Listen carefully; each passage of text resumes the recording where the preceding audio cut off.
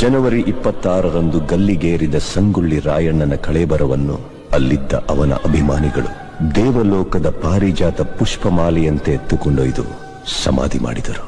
ಫಕೀರನ ವೇಷದಲ್ಲಿದ್ದ ರಾಯಣ್ಣನ ಆಪ್ತ ಸ್ನೇಹಿತ ಬಿಚ್ಚುಗತ್ತಿ ಚೆನ್ಬಸ್ಸು ಆ ಸಮಾಧಿ ಮೇಲೆ ಆಲದ ಸಸಿ ನೆಟ್ಟು ನೀರಾಕಿ ಬೆಳೆಸಿ ಅಲ್ಲೇ ವಾಸಿಸುತ್ತಾ ಇಹಲೋಕ ತ್ಯಜಿಸಿದ.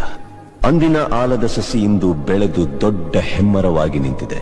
ಇಂದಿಗೂ ರಾಯಣ್ಣನ ಭಕ್ತರು ಜಾತಿ ಮತ ಧರ್ಮಗಳ ಭೇದ ಭಾವವಿಲ್ಲದೆ ಹುಟ್ಟಿದರೆ ನಿನ್ನಂತ ಮಕ್ಕಳು ಹುಟ್ಟಲಿ ಎಂದು ತೊಟ್ಟಿಲು ಕಟ್ಟಿ ಹರಕೆ ಹೊತ್ತು ದೇವಮಾನವನಿಗೆ ಪೂಜೆ ಸಲ್ಲಿಸಿ ಫಲ ಸಿಗಲೆಂದು ಸೆರಗೊಡ್ಡಿ ಬೇಡುತ್ತಾರೆ.